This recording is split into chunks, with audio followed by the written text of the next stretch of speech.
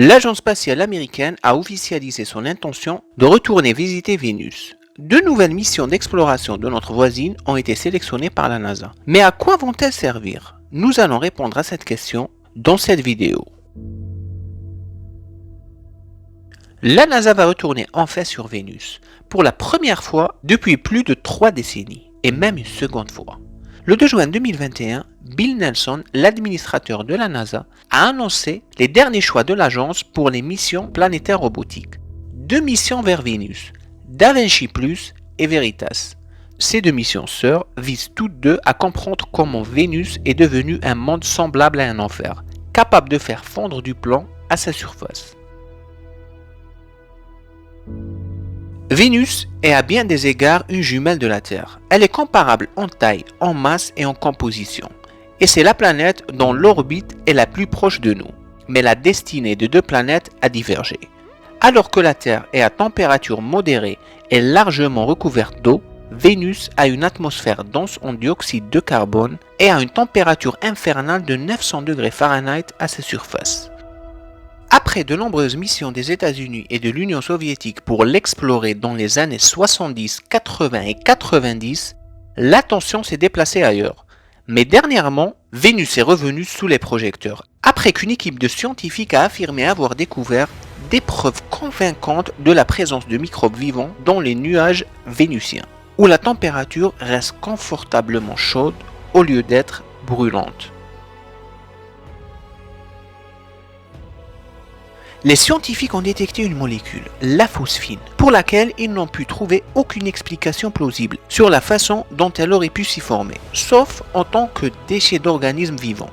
Mais d'autres scientifiques examinant les mêmes données ont déclaré qu'ils n'avaient pas observé de signal convaincant.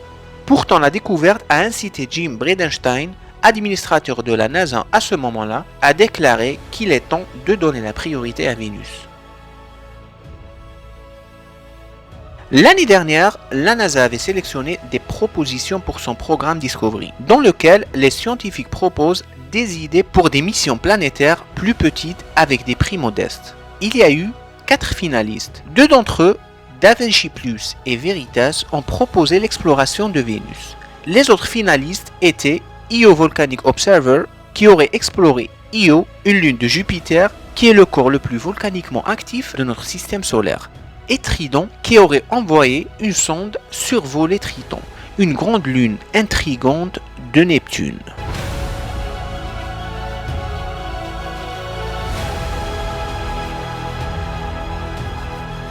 Da Vinci Plus pourrait confirmer de manière concluante la présence de phosphine. Provisoirement prévu pour un lancement en 2029, il ferait des observations scientifiques lors de 2 survols en 2030. En survolant Vénus pour la 3e fois en 2031, il larguera une sonde sphérique remplie d'instruments qui reniflerait et analyserait les gaz lors de sa descente dans l'atmosphère pendant un peu plus d'1 heure. Les concentrations de gaz krypton, d'argon, de néon et de xénon peuvent fournir des indications sur la formation de Vénus et de son atmosphère. Les mesures pourraient également permettre de trouver des signes indiquant s'il y avait de l'eau et si les océans ont déjà recouvert sa surface. Ces instruments pourraient également identifier directement les molécules de phosphine, ce qui conduirait alors à un débat animé pour savoir si la phosphine est une preuve définitive de vie, ou si certaines réactions géologiques ou chimiques n'impliquant pas la biologie auraient pu la générer. Mais même un résultat négatif sur la phosphine ne conclura pas le problème, vu que la sonde Da Vinci Plus fera un prélèvement en un seul endroit. L'absence de phosphine là-bas ne prouverait pas son absence partout. La récolte d'informations fournirait également des indices au-delà du système solaire, des indices que les astronomes utiliseraient avec le futur télescope spatial James Webb pour identifier des planètes semblables à Vénus autour d'autres étoiles.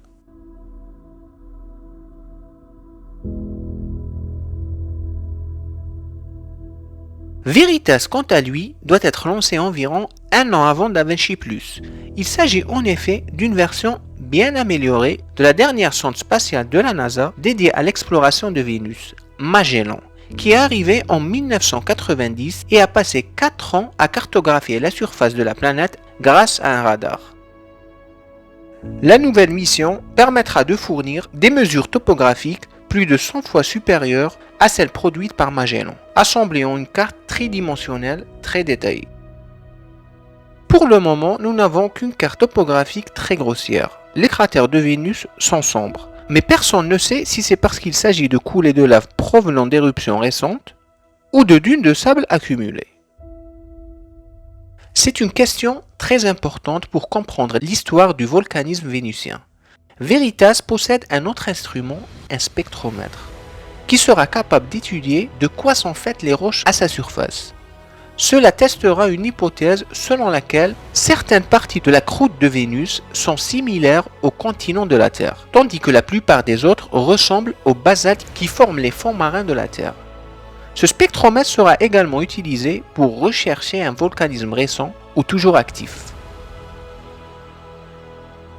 L'étude de Vénus permettra également de faire la lumière sur les autres planètes rocheuses du système solaire, dont la Terre. Nous espérons que ces missions permettront de mieux comprendre comment la Terre a évolué et pourquoi est-elle actuellement habitable alors que d'autres dans notre système solaire ne le sont pas, a déclaré Bill Nelson. Depuis le dernier voyage de la NASA sur Vénus, elle a envoyé avec succès un défilé de sondes spatiales sur Mars, 5 rovers, 4 orbiteurs et 2 atterrisseurs, s'efforçant de comprendre son histoire et la possibilité de trouver de la vie sur la planète rouge. Mais l'agence n'en a envoyé aucune sur Vénus. En 2017, Veritas et Da Vinci figuraient déjà parmi les finalistes de la dernière ronde du programme Discovery de la NASA. Mais l'agence spatiale a plutôt choisi 2 missions d'astéroïdes. Toujours en 2017, pour le concours Nouvelles Frontières, plus vaste et plus coûteux, la NASA a envisagé une mission sur Vénus appelée Vichy, qui visait à placer 2 atterrisseurs à la surface de la planète. Il a été ignoré pour Dragonfly, qui enverra un drone alimenté au plutonium pour voler sur Titan, la plus grande lune de Saturne. Généralement, la NASA n'entreprend qu'une seule mission phare à la fois. On veut dire par phare une mission ambitieuse, coûteuse, avec des efforts très importants. La mission phare de Vénus à l'étude comprendrait 2 ballons qui flotteraient dans l'atmosphère pendant 1 mois. L'entreprise privée Rocket Lab souhaite envoyer une petite sonde pour étudier Vénus en 2023. Elle sera tout petite, de l'ordre de 37 kg et 30 cm de diamètre. Le voyage depuis la Terre prendra environ 160 jours. Puis la sonde sera lâchée dans les nuages de Vénus pour les analyser, et cela sans parachute à 11 km par seconde. Selon Peter Beck, ingénieur néo-zélandais et patron de Rocket Lab, la sonde n'aura donc qu'entre 270 et 300 secondes pour faire ses mesures dans les parties intéressantes de l'atmosphère, puis elle se désintégrera dans la fournaise vénusienne. Le plus compliqué sera de choisir l'instrument scientifique. Et quelle molécule devra-t-il chercher? Il devra peser 3 kg seulement. Une miniaturisation très difficile, mais tout à fait possible selon Peter Beck. L'Inde et la Russie ont également suggéré des missions sur Vénus. Pour l'Inde, la sonde Shukrayan aura plusieurs appareils scientifiques. Parmi ces appareils, on aura un instrument de pointe. C'est un radar à ouverture synthétique qui servira à examiner la surface de la planète à travers son atmosphère opaque. La sonde sera également équipée d'un instrument développé à partir d'une collaboration entre l'Inde et la Suède et qui a pour nom Venusian Natural Analyzer. Son rôle sera d'étudier comment les particules chargées venues du Soleil interagissent avec l'atmosphère de Vénus. La mission russe Venera D comprendra un orbiteur, une sonde atmosphérique et un petit module conçu pour survivre 2 mois à la surface de la planète, du jamais vu. Elle prendrait la suite des sondes vénusiennes soviétiques, Venera et Vega. L'Agence spatiale européenne a lancé Venus Express en 2005 et elle a tourné autour de la planète pendant 8 ans, observant de jeunes coulées de lave et d'autres preuves qu'elle pouvait être géologiquement active.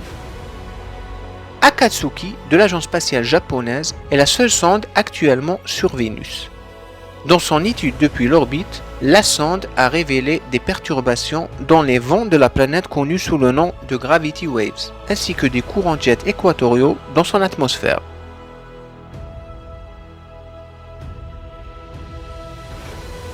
Voilà, nous arrivons à la fin de la vidéo. J'espère qu'elle vous a plu. Si c'est le cas, abonnez-vous, commentez, likez. À la prochaine Écriture Topia.